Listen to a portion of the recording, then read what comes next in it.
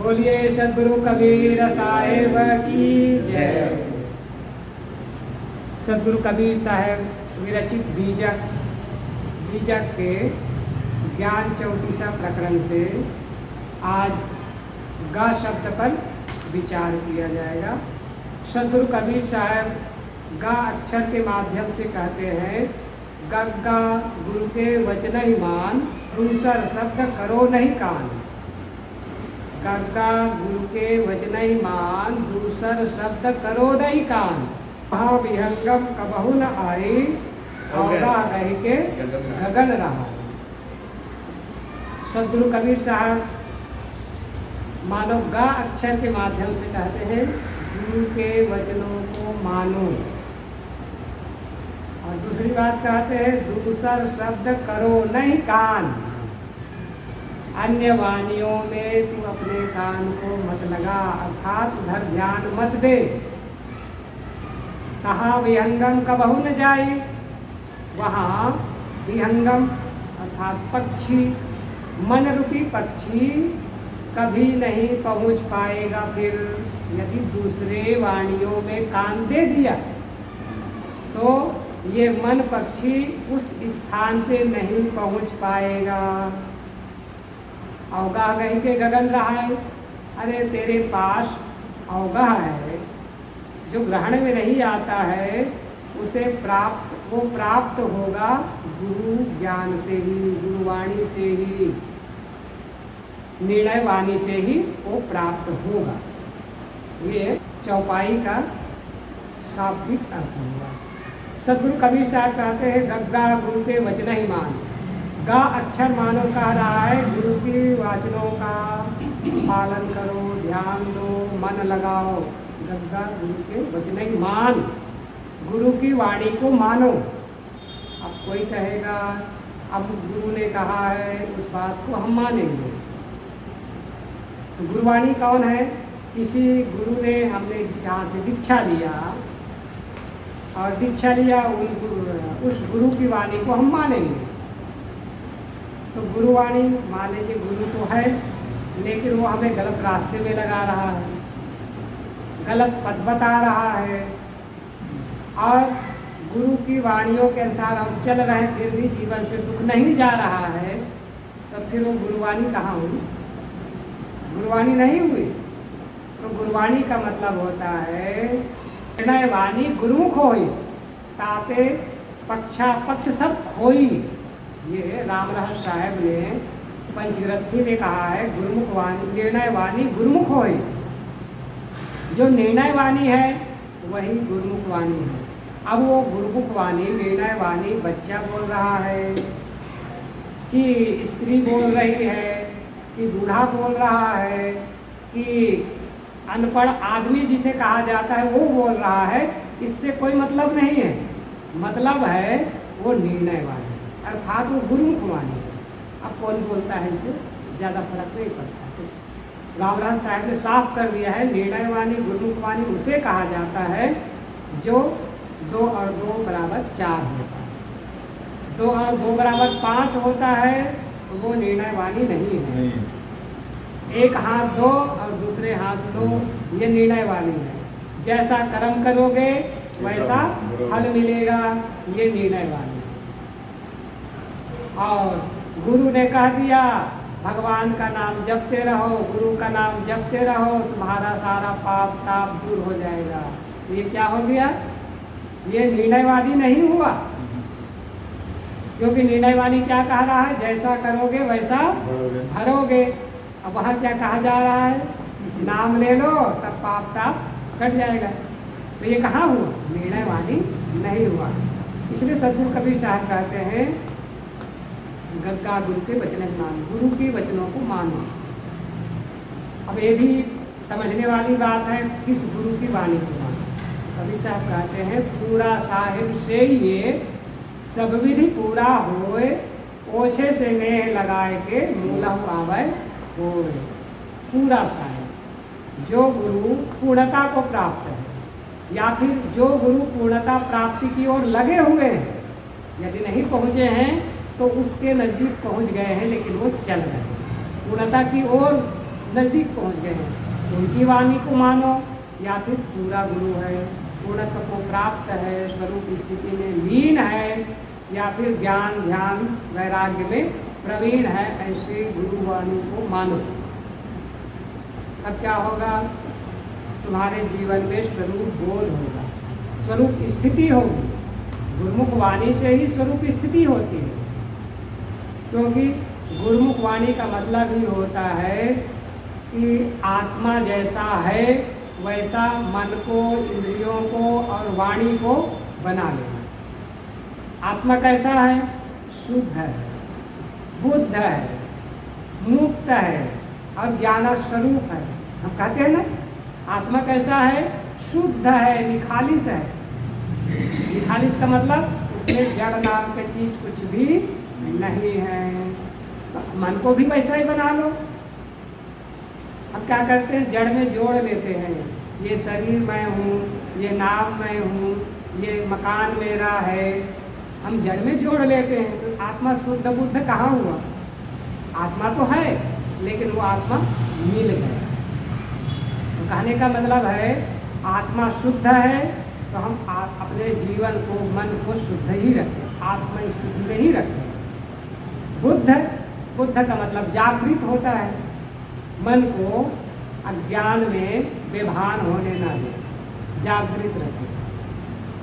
प्राणी और पदार्थों को के मिलने से मन उसमें क्या ना हो, विचरे ना, मन उसमें लीन ना हो, मन उसमें डूबे ना, रस लेने ना लगे, तब तो वो बुद्ध है, जागृत है मन। और तीसरा हम क्या कहते हैं? शुद्ध बुद्ध मुक्त। मुक्त भी कहते हैं ना, आत्मा मुक्त स्वरूप है, और हम क्या करते हैं? शरीर के बंधनों में बंधे हुए हैं। तो जैसा आत्मा का स्वरूप है वैसा मन को भी मुक्त स्वरूप रखें। मन शांत स्वरूप हो, मुक्ति का मतलब है शांत, तब तो मुक्त स्वरूप है। और चौथी बात क्या कहते हैं? ज्ञान स्वरूप है। आत्मा ज्ञान स्वरूप है, तो मन को भी ज्ञान स्वरूप रखे। ये क्या हो गया? गुरुमुख वाणी। तो गुरुमुख वाणी कहता है कि आत्मा शुद्ध बुद्ध मुक्त और ज्ञान स्वरूप है, वैसे ही मन को बना लो। तो ये गुरुमुख वाणी का पालन करना है। दूसरा शब्द करो नहीं कान। रोचक, भयानक और काल्पनिक वाणियाँ चारों तरफ सर्वत्र संसार में फैली हुई है। रोचक वाणी क्या कह रहे हैं? इतना दान करोगे, इतना यज्ञ करोगे, इतना हवन करोगे, इतना तीर्थों में जाकर स्नान करोगे तो तुम्हें भगवान की प्राप्ति होगी और पापों से मुक्ति मिल जाएगी। ये क्या है? रोचक वाणी है। रोचक वाणियों में मत बहो। और भयानक वाणी, डर दिखाया जाता है, अरे पाप करोगे तो ऐसे ऐसे दंड मिलेगा, नरक में जाओगे, लाल लाल आग के अंगारे में तुमको फेंक दिया जाएगा, डाल दिया जाएगा, जलती भट्टी में डाल दिया जाएगा, और खौलते हुए तेल में डाल दिया जाएगा। गरम गरम लोहे का गोला तुम्हारे मुख में डाल देगा, मांस खाओगे तो। शराब पियोगे तो गरम के खौलते खौलते तेल के मुख में डाल दिया जाएगा।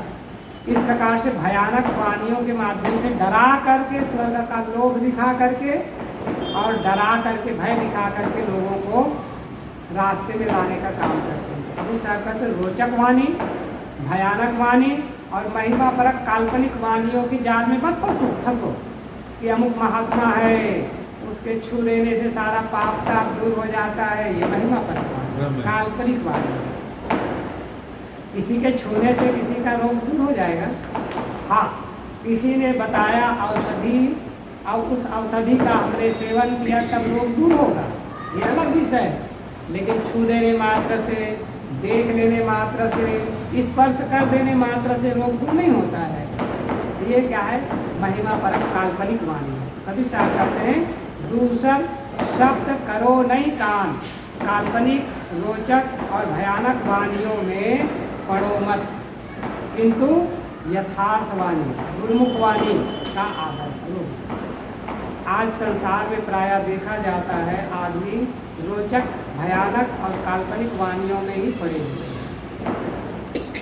और काल्पनिक वाणियों में पढ़ करके आदमी चाहता है कि हमें परम तत्व की प्राप्ति हो।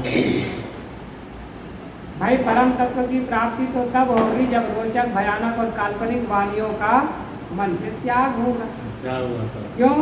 क्योंकि रोचक वाणियों को पढ़ने से वहाँ लोभ जागृत हो जाता है ना, आकर्षण हो जाता है, लोभ हो गया। और भयानक वाणी को सुने तो भय हो गया। अब महिमा परक काल्पनिक वाणियों को सुने तो वहाँ मन दिग्भ्रमित हो गई। जब दिग्भ्रमित एक तरफ मन हो रहा है, एक तरफ लोभ में डूब रहा है मन, एक तरफ भय में डूब रहा है मन, तो फिर मुक्त कहाँ होगा? नहीं हो सकता है। मुक्त स्थिति तो लोभ रहित स्थिति है, मुक्त स्थिति तो निर्भय स्थिति है। सदगुरु कबीर साहब ने कहा है ना, निर्भय भय ता गुरु की नगरिया, सुख सोवै दास कबीरा हो। निर्भय भय, गुरुपद क्या होता है, गुरु का सानिध्य क्या होता है? निर्भय पद होता है, निर्भय स्थिति होता है। तो वहाँ तो निर्भयता होता है। इसलिए कबीर साहब कहते हैं दूसरा शब्द करो नहीं कान। दूसरे शब्दों में कान मत दो, अर्थात ध्यान मत दो, उसमें भटको मत। और तीसरी बात कह रहे तहाँ भी हम कभू न जाए। यदि रोचक, भयानक और काल्पनिक वाणियों में पढ़ोगे तो स्वरूप स्थिति में तुम्हारा मन पक्षी नहीं पहुंच पाएगा। तहाँ शब्द से सदगुरु कबीर साहब संकेत कर रहे हैं स्वरूप स्थिति। मन पक्षी है, पक्षी है ना, पक्षी कैसे होता है? फुर उड़ के यहाँ से वहाँ उड़ जाता है। ठीक वैसे ही मनुष्य का मन फुर फुर फुर फुर यहाँ से वहाँ रात दिन उड़ते रहता है, यहाँ से वहाँ उड़ते रहता है। और जब फुर फुर उड़ते रहेगा तो फिर वो शांति स्थिति में कहाँ पहुँचेगा? मोक्ष स्थिति में कहाँ पहुँचेगा? नहीं पहुँच सकता। इसलिए कबीर साहब कह रहे रोचक, भयानक और काल्पनिक वाणियों में मन को लगाओगे तो तुम्हारा मन पक्षी उड़ते रहेगा इधर उधर। विहंगम का मतलब पक्षी, कहाँ विहंगम कभू न पाए, फिर वो मन स्वरूप स्थिति का बोध प्राप्त नहीं कर पाएगा। जब गुरुवाणी पे लगाएंगे, गुरुवाणी में मन को लगा देंगे, आत्मबोध में मन को लगा देंगे तो स्वरूप स्थिति का बोध प्राप्त होगा। स्वरूप स्थिति में मन डूबेगा, लीन होगा। फिर अवगाह रही के गगन रहा। तब जो अवगाह था, अवगाह मतलब पकड़ में ना आने वाला का शब्द में फिर भी आया था ना, अवगाह रही के गगन रहा है।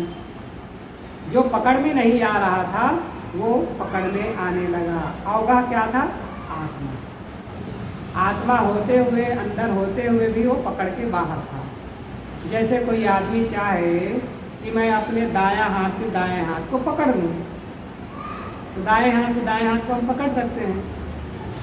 हाँ, बाएं हाथ से दाएं हाथ को पकड़ लेंगे तो हो सकता है, लेकिन दाएं हाथ से दाएं हाथ को नहीं पकड़ सकते हैं।